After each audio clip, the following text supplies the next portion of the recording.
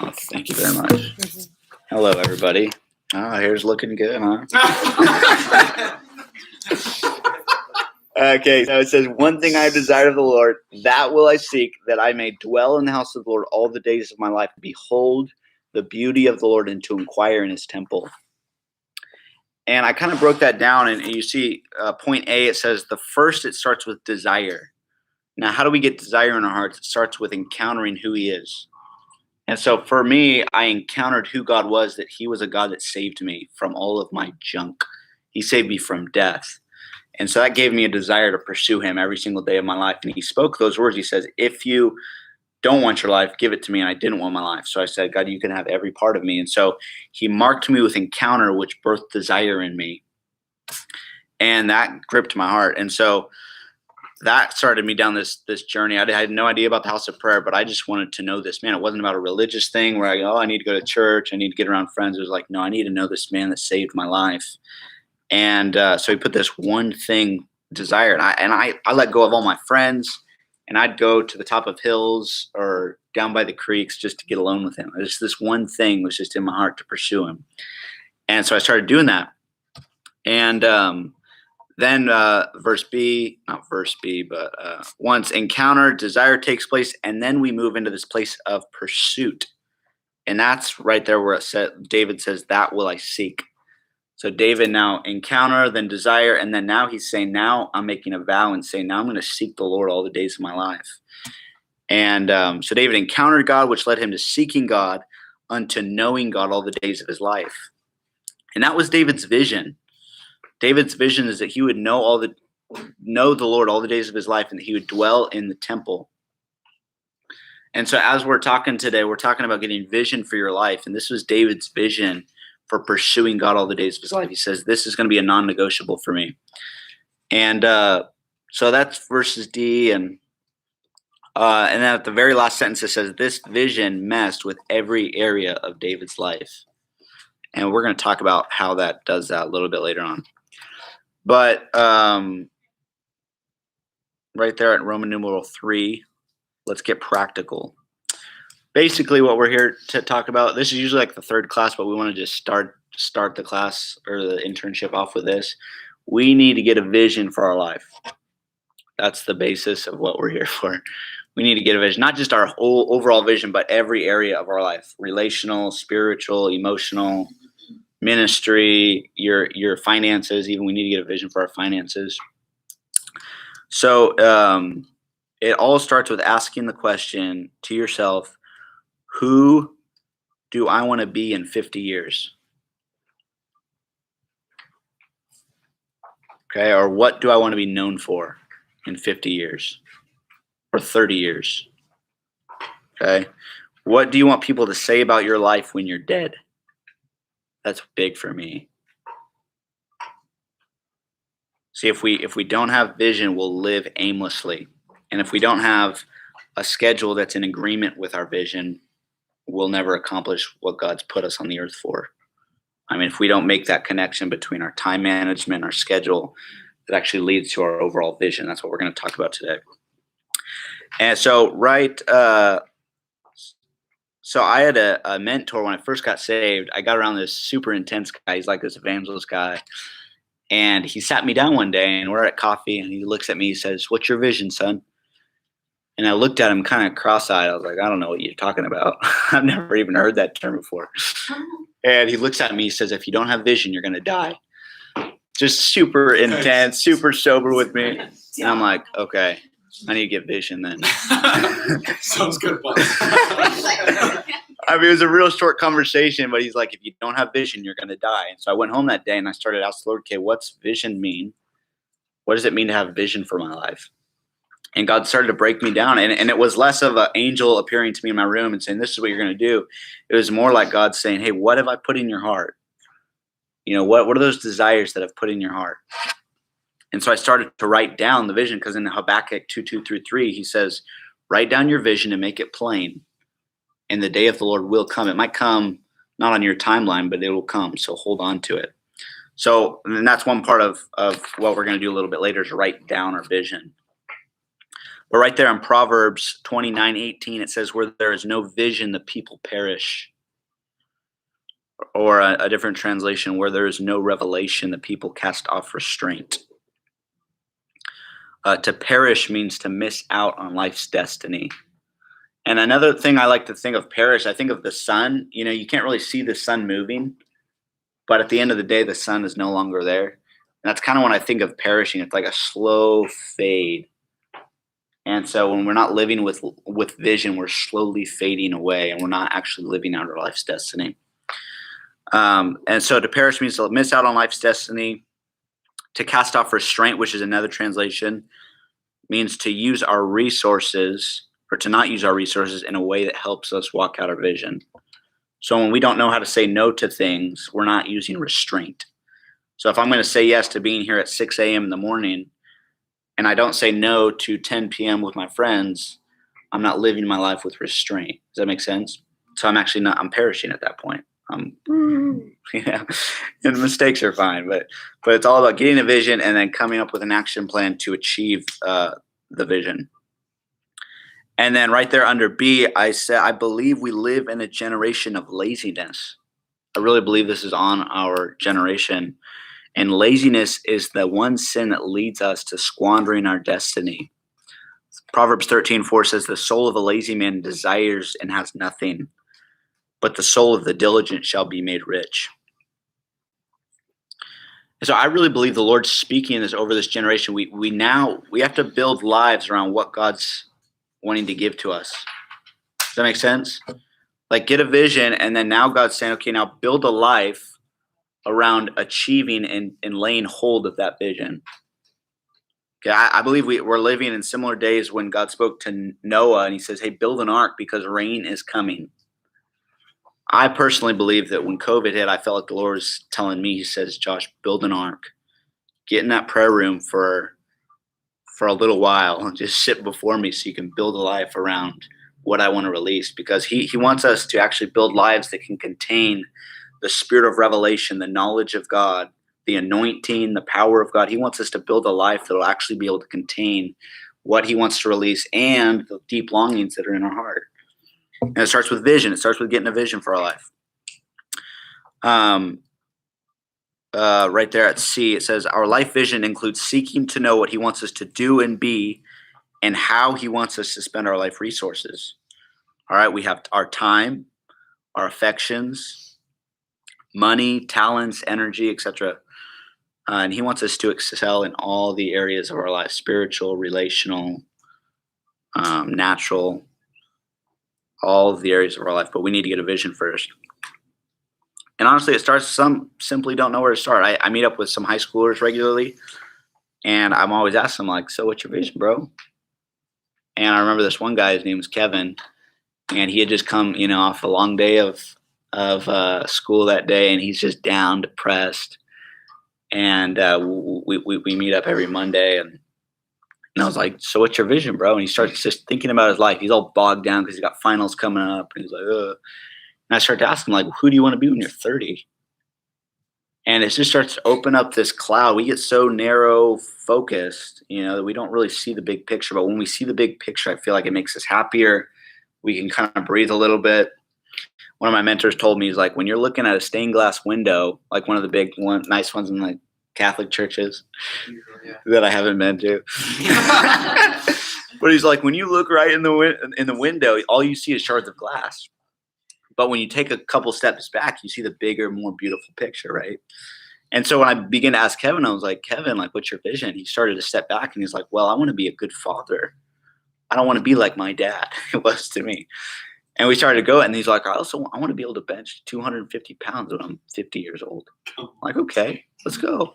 And then what about your family? You want to be a good husband? He's like, oh yeah, definitely. I don't want to get a divorce. I want to have a strong marriage. I don't want to be like, because his parents were got a divorce and stuff. So, but I noticed as we started talking about his vision, he started to cheer up. The depression started leaving, and he left that conversation being like, oh my gosh, like, life is so much bigger than what I've been looking at the last couple of weeks, And so the whole point of this is we need to get a vision for every single area, a big grand vision, and then also smaller visions. we'll talk about that a little bit later on. All right, next page. Page 2. So we need to ask the question, what is my primary purpose in life? This is big. This is huge. When I first got saved, I started asking, when my mentor said that, he's like, if you don't get a vision, you're going to die. I started asking myself, why are my 2 feet on the planet? What has God created me with? What are the gifts he's given me? And honestly, a lot of the time, then I didn't know what I know now, a little bit more of what God's given to me. And so your vision constantly evolves too. So don't be afraid of it evolving. But start with where you're at right now, what you know now, and God will meet you along the way. So what is my primary purpose in life? We need to have a clear vision with measurable goals as well as an action plan or a series of practical steps to achieve the greater vision. Make sense? Great. So basically it starts with vision, action steps to achieve that vision, and then putting it in our daily schedule. So I went and met with a trainer about a month ago, personal trainer. And he looks at me and he's like, and it was like our meeting where we kind of figure out, he's like, so what's your vision, or what's your goals? They ask you at the gym. And I said, well, my vision or my goals will probably be different than most. I don't want to lose 30 pounds. I don't want to gain 50. My goal is I want to be fit when I'm 50 years old. And so I want to show up at this gym 5 days a week, and I'll give myself 20% of the time off. He's like, oh, that was pretty easy. Usually we'd be talking about diet and all that stuff. I was like, no, I don't care about any of that. I do. Don't get me wrong. That matters, and that's getting a vision for your health too. But I was like, as far as me and you, trainer, his name's not trainer, but you know what I'm saying. I'm actually blanking on his name right now. Great guy though, super nice. But anyway, I was like, okay, I want to be fit when I'm 50, and I want to show up 5 days a week. Can you help me stay accountable to that? He's like, yes, sir. And so, we got on our little texting thing, and he's keeping me accountable to that. Now, I also give myself this 80-20 rule, where 80% of the time I got to be going, but I give myself 20% for emergencies or things that come up. So that just helps us stay. 80% is a lot better than 0. You know what I'm saying? So you're making practical progress. So you got that. We got vision, action plan, and then we put that action plan into our daily schedule. Okay, then we go letter B, life goals. We set measurable goals or objectives for each area of our life. Okay, this helps us walk out our vision. We need long-term goals over 10 years, and we need short-term goals from about 3 months to 3 years. Okay, and then the 7 places where we need vision for. Okay, spirituality, that's your prayer time, your fasting days, your Bible reading. That's how we grow in our relationship with the Lord. You'll recognize your relationship with God is going to leak into every single area. But primarily your relationship with God is spirituality. And then 2, relationally, what's your vision for your family or your friends? Do you want to have a friendship with your family when you're 50? Do you want to have close relationships with your spouse or your dad, your mom? Okay, vocation is your marketplace calling. Like if you are called to business, like what's your goals in your business? Ministry, let's say you're in the church and you want to have a ministry, or you're not in the church and you want to talk to a homeless guy, or you have a goal to feeding the poor or giving to the poor. You'll have an action plan. Okay, I want to go talk to a homeless guy or somebody on the streets twice a week. If that's an actual vision for your life, which is a great vision, God commands us to give to the poor, right? I'm going to go talk to a homeless man twice a week. Have a conversation. It might not be food. Maybe it's just having a conversation with him. This is just things to get your mind going. Okay, and then economically with spending, investing, giving, we got to have a vision for our finances. Where do you want your finances to be in 30 years? I have some friends that are really high gurus in all the money stuff, and they are really intense in this. And they're like, I'm going to be poor for 10 years, and I know it. But it's to sow into what I want to be in 30, and I'm like, dang, that's pretty cool. And so, and I also have a thing in my own life where I see certain people that have what I have in certain areas, and I go get around those people. Like I just met with one of my friends. He's the most generous man I know. Like he'll just give someone 25 grand just in an instant. It's just if God asks him to. And it's like, dang, dude, I want to be generous like you are. And you can see the fruit all over his life. He's just a generous guy and God blesses him. So I go get around him for generosity. I might go get around somebody else for, dude, you have a solid, deep relationship with the Lord and you're humble and I want to go get around them. Somebody might be a crazy, awesome leader. You know what I'm saying? So I go get around them. These are just some other things that I put into my action steps to help me walk out these things. And then we got 6, physically. What's your vision for your health in 50, 30 years? I used to be super into bodybuilding and did the steroids and all that stuff back before I was saved. And I had a very short-term vision. I just wanted to, look good so I can get all the girls. And then when I got saved, that kind of started changing. I was like, oh, because I saw the bodybuilders. And my dad used to be actually a bodybuilder when he was younger. And now he's not healthy at all because he got to that place and he's like, I'll never get there. So I'm just going to let myself go. But so I made like a little, I had a vision early on in my walk with the Lord. I was like, you know what? I want to be healthy. I just want to be a healthy dude. I might not want to be big, huge, but I want to be able to move. I want to be flexible. I want to be able to just be able to run a dog, play with my kids when they're getting to the age, all the things. So I want to be healthy long-term. That's exercise, that's diet, that's your overall health. So get a vision for that and then we'll come up with action plans. And then honestly, if you don't know how to do that, you go find somebody that does and you just talk to them about it.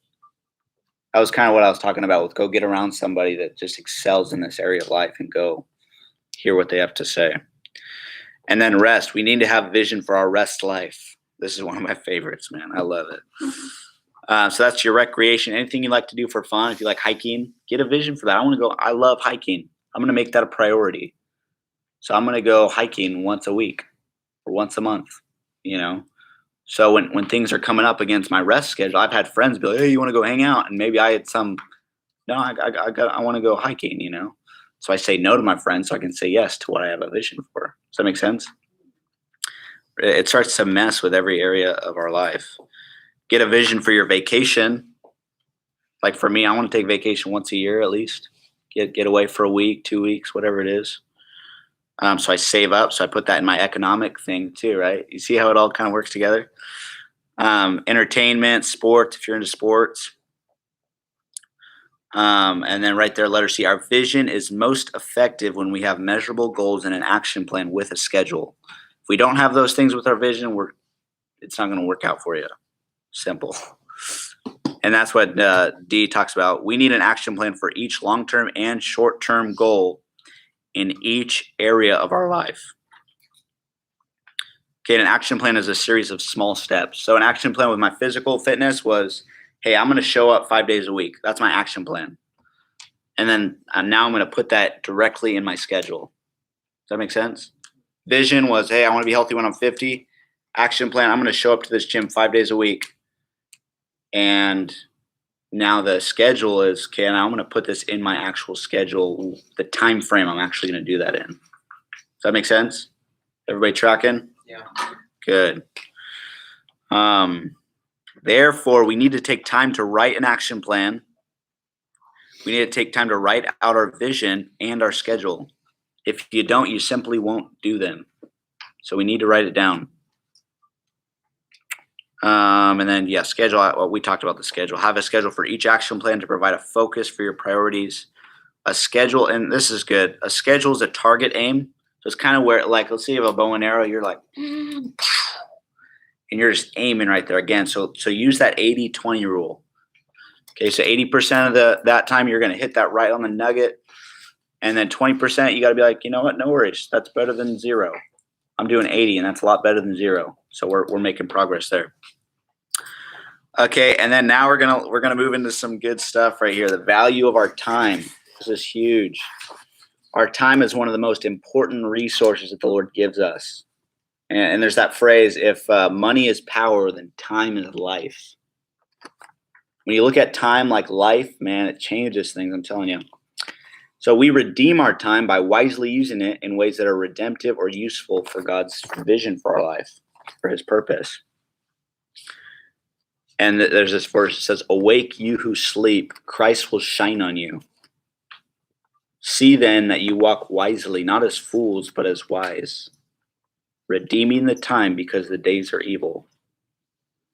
I believe the Lord's saying in that verse, like, wake up, use your time wisely, because time is of the essence. Like, we need to take our time seriously, not be squandering hours and hours. When you add up all the hours, you'll notice at the end of your life, oh shoot, I wasted 5 years on, watching Netflix or something.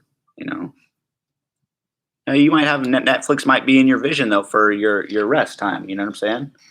But when you can be more direct in how you use that time, you're not squandering it. It's not like, oh, 3 hours just went by. I've been playing Call of Duty, killed about 30 zombies. But you know what I'm saying? Does that make sense? You probably kill a lot more than that, honestly. All right, we're gonna flip this page 3. Oh, I love this. Zach was hitting on this a little bit. I love this. So right there, literacy, our schedule must be in agreement with our vision, goals, and action plan, or we will not accomplish the things that we have set our heart on. One key to walking in our destiny is to develop the skill of managing our time. This skill is the same as learning a piano, can be developed. Okay, I don't know if you guys are into the Enneagram. I'm not so much into it anymore just because it's kind of gotten old for me. But if you're an Enneagram dude, I was a 9, or I still am a 9, I guess. I actually tell people I'm a 10 now. Just like but the 9s, we're said to be the laziest, and honestly, I'm just naturally that's kind of where I go to, is laziness. I'm just like, oh, peace out. I'm just gonna chill, do nothing.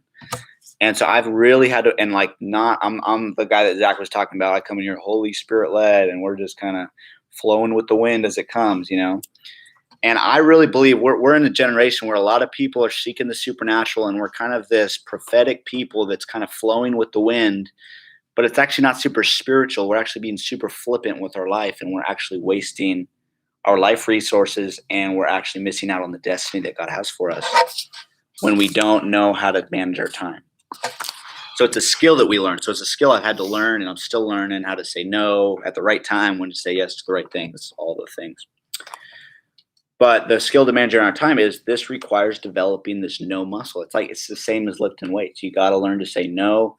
Sometimes it hurts. Sometimes it hurts other people.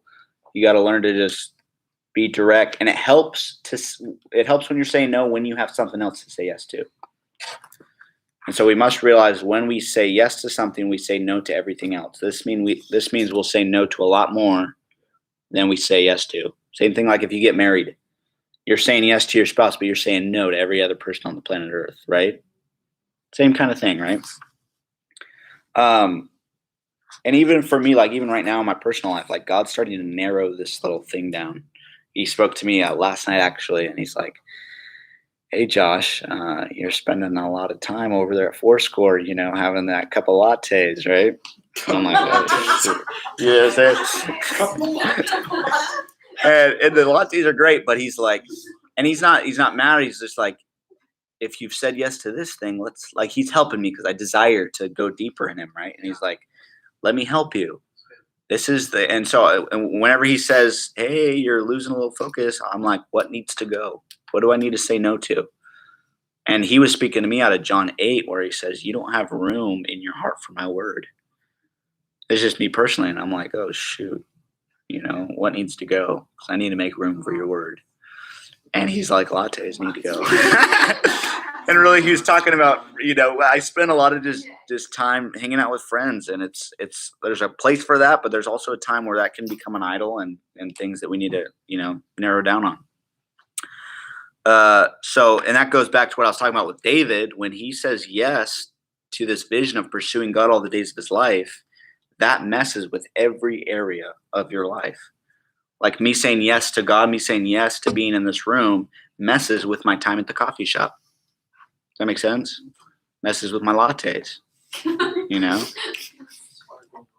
Exactly, dude. You know it. Those twists, man, are killer.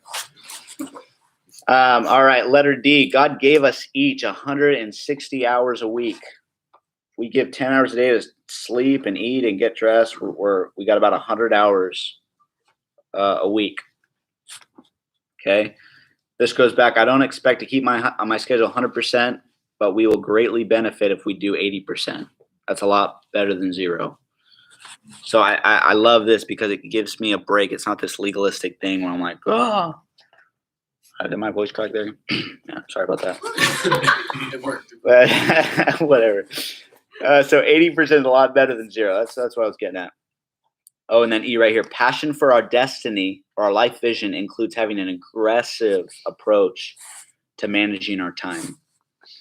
Many will come up to me and say, "Hey, dude, you're kind of legalistic there, you know." And it's not legalism when I have a passion for my destiny.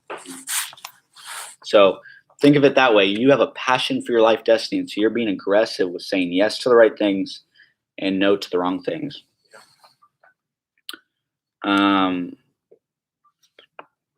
Yeah, we have to see the strong connection between our life destiny and scheduling our time. People who squander their time squander their destiny. People who are aimless with their time do not fulfill their life destiny. This is really good stuff. And then, yeah, let's go down to G right there. Be intense about your life vision. Say no to a ton of things so you can say yes to the right things. That good? That's about it. I'm going to go over. So now on Wednesday, we're going to turn in, or not turn in. This is going to be for you, but let's turn that page to page 4. We're all going to put practicality. So as we give ourselves this next 3 months, we're going to schedule out. We're going to have a vision for the next 3 months of what we feel like God's saying to us and what we want to accomplish. Okay, so we're going to take some time, not today, but in your own time and in the prayer room this next week, to write out your life vision. Okay, so it says right there at 1, write out your overall life vision, your primary purpose in life. Okay, for me, for an example, mine is I first want to love the Lord with all of my heart, mind, soul, and strength. Okay, and I want to lead people into a thriving relationship with Jesus. That's like my main thing. Okay, I want to first do it first, and then from a place of knowing Him, I want to lead people into the same thing, whether they're lost or saved. That's kind of my overall life vision. It starts with loving Him and then loving people. It's real, God gets really simple with it too. And as I said earlier, your vision is going to evolve as you get older and as you experience new things. Like my vision 3 years ago was I want to go be an evangelist and preach the gospel and heal the sick and cast out demons. Now I recognize it's still something I'm going to do. My primary thing isn't that, it's love people. Because sometimes that can take, precedence over loving people, and that doesn't get good. So, and then down, you got 4 people. Okay, what would you want those who knew you best to say about you at the end of your life? So I put first one, Jesus. What do I want to hear from His mouth when I look at Him on that day when I see Him? Yeah, that's one of the things. But He's probably going to talk to me about every area of my life, right? What'd you do with your finance? Because He says He's given us talents, each of us. We all got different talents. And He's going to say, did you use it or did you go bury it? Did you kind of squander it? Did you just waste your time? He's probably going to be a lot kinder than that came out of my mouth, but anyway. Okay, so Jesus was the one. Then I had one. What do I want my wife to say about me? I don't even know the lady yet. Maybe I do. I don't know. Okay, but get a vision for that, right?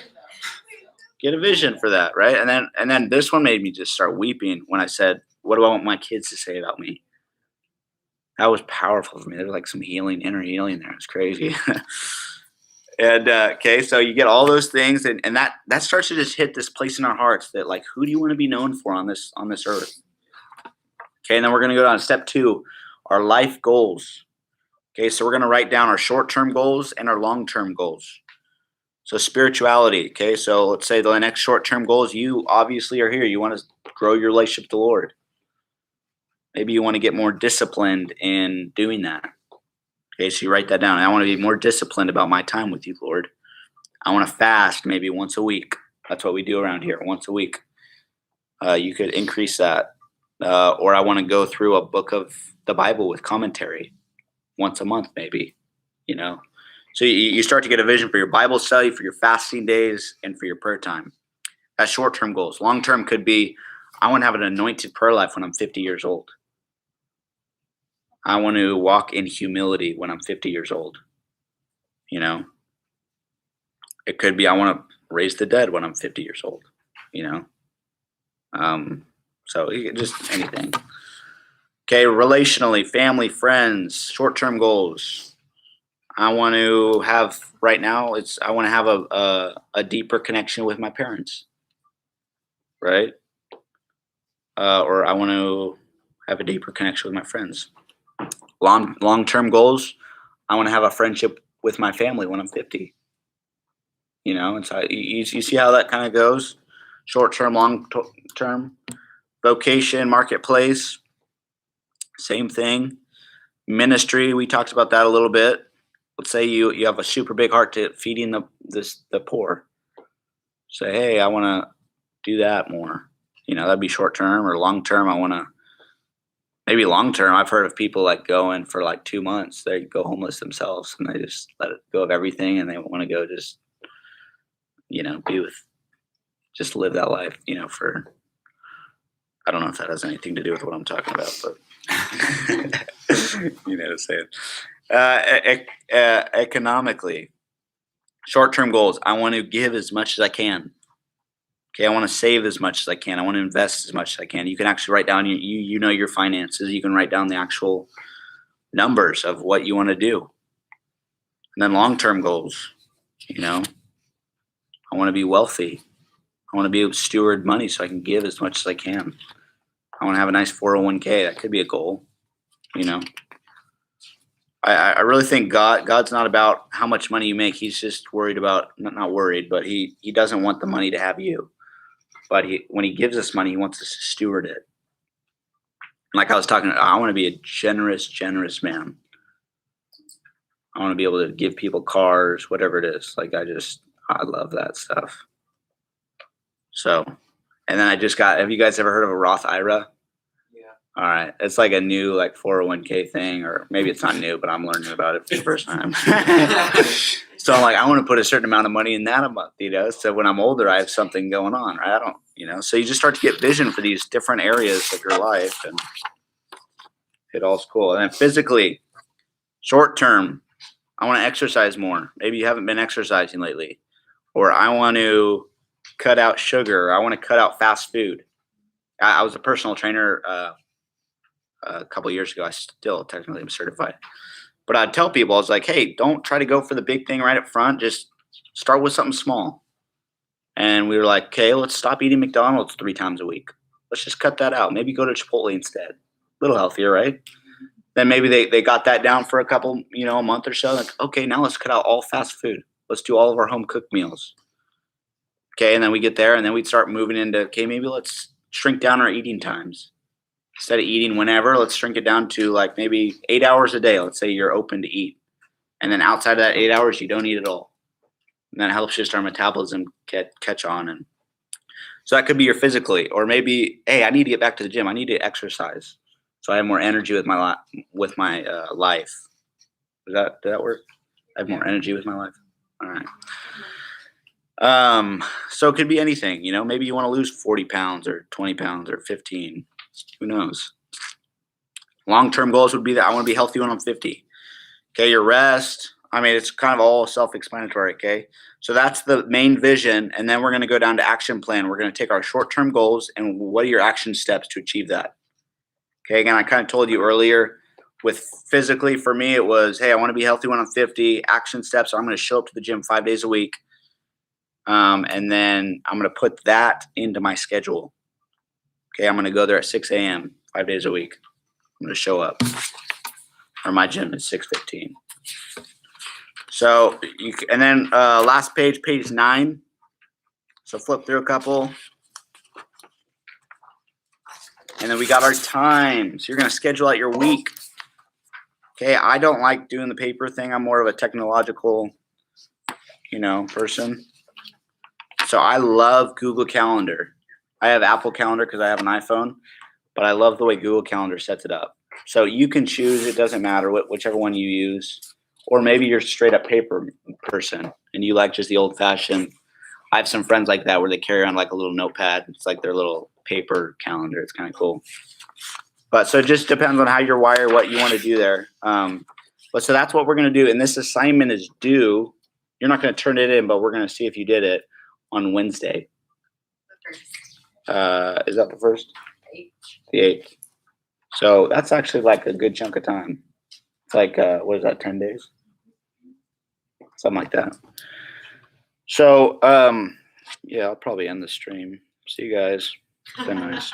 Look at that, that's 35 minutes.